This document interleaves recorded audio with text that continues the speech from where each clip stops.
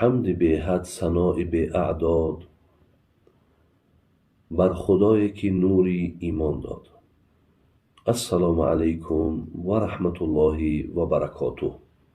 اولا از خدای مهربان برای همه شما برادران و خواهران عزیز تنی صحت، ایمان کامل، وقتی خوش از الله مهربان آرزو و تمنا دارم. دو بخشی را که من برای شما از شعرهای شیخ سعدی، جلال الدین رومی، محمد اقبال لاهوری در اطراف آداب برای شما گفته گذاشتم. امروز هم که باشد در بخش این سیومم من در اطراف خود آداب از جناب شمس تبریزی مصرع‌هایی که ایجاد کرده است میخواهم به سمع شما رسانم. پیش از آنی که من این مصرع‌ها را برای شما گفته گذارم،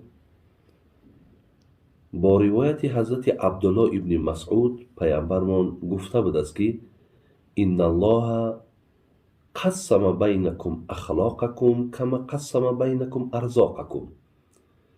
چگونه ای که رزقهای شما را الله تقسیم کرده است، آدابهای شما را هم الله مهربان تقسیم کرده است. زین لحاظ است ببین، یک نفر از مال دنیا کم دارد، یک نفر از مال دنیا بیشتر دارد. مثل همین بعضی از ما در آداب بی نهایت الحمدلله خوبترین آداب داریم. بعضی همون ببینید که تماما از آداب دوریم، نابسته از آنی که شاید معلومات هم داشته باشیم، شاید وظیفه هم داشته باشیم، شاید از علم دین هم آگاهی داشته باشیم، ولی آداب این دیگر چیز است. به همین خاطر جناب فضیل ابن عیاض می گفت که با یک نفری که اگرچند که توفیقش و محبتش بدین کم هم که باشد یا نداشته باشد، لیکن آداب داشته باشد، با او میخواهم نشینم از اویی که به یک نفری که اگر کل قرآن را میداند و آداب ندارد، با او نمیخواهم که هم نشین باشم.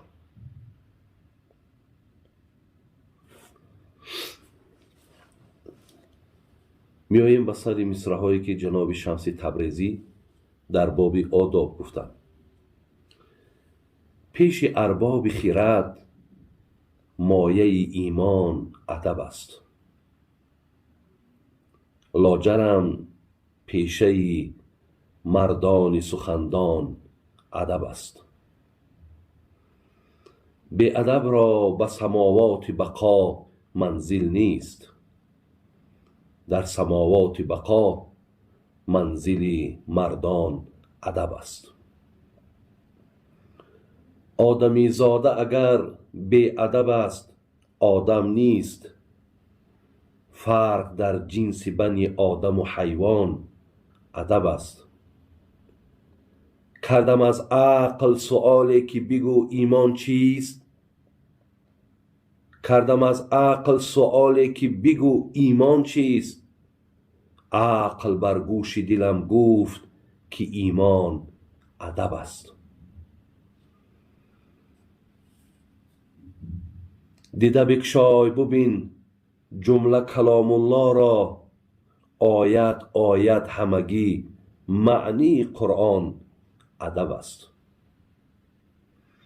گر تو خواهی که قدم بر سر ابلیس نهی، دیده بگشای ببین قاتل شیطان ادب است. یک دو سه روز که در خانه تن مهمانی، با ادب باش که خاصیت مهمان ادب است. رو پسر پند پدر گوش بکن، هر شب و روز دولت و ثروت و تاج سر مردان ادب است. شمس تبریزی بکن ذکری خدای ملکوت، نغمه پردازی این مرغ خوش الحان ادب است. برادران عزیز و گرامی، من برای آن مصرع ها را برای شما آهسته خواندم، ملایم خواندم و انشاءالله گمانم همین است که دیگر این نیازی به معنا کردن ندارد. ما از اول تا به آخر دیدیم که برای هر یک نفری ما، خواه مرد خواه زن، در کدام مقام و منزلتی که باشیم، حتما آداب در مد اول میستد. یعنی باید که هیچ وقت از آداب، از فعل خوب ما و شما دور نباشیم. برادران و خواهران عزیز، آدمی با ادب، انسانی با ادب هیچ وقت بی دوست نمیماند. همیشه دوست دارد. همیشه اطرافش نفرهای هستند برای خاطر آدابش. حضرت لقمان را هم فرزندش وقتی پرسید، حضرت لقمان که آدمی دانشمند بود، فرزندش خواست که از این دانش پدر استفاده برد. گفت پدر، بهترین آن چیزی را که الله به بندش میتید چی است؟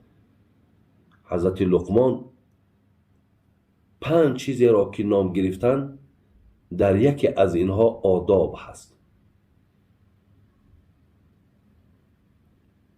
برای همین هر کسی که دارای آداب باشد، یکی از بهترین آن چیزی که الله بر بندش میتید همین آداب هست. از وقتش مردم ما مردمی با آداب بودن، مردمی با تربیه بودن و تربیه را و آداب همیشه از داخل خانه می گرفتن. ما همیشه با کلانترها سلام می دادیم. همیشه هرچی در دست کلانترها بود ما خودمون تا منزلش برده می رسانیدیم. کلانتر را می دیدیم از جامون بلند می شیدیم و برای کلانتر همیشه در نزد دسترخوانم که می نشستیم برای اونها چای کشیده می دادیم. خلاص وقتی که ما همیشه این خصلت های نیک را می کردیم، از جانب کلانترها در حق ما دعاهای خیر می شد. زی خاطر امروز جوانا را هم مصلحت ما همین است که پیروی از همون پیشتره هایی که داشتیم پیروی کنیم و آن چیزهایی را که میشنویم از اینها ما و شما پیروی کنیم. دیدیم که همه خیر و همه برکت و همه نیکی در داخل آداب است. الله مهربان خاتمه هامون به خیر کند و ایمانمون با سلامت نگه دارد. السلام علیکم و رحمت الله و برکاته.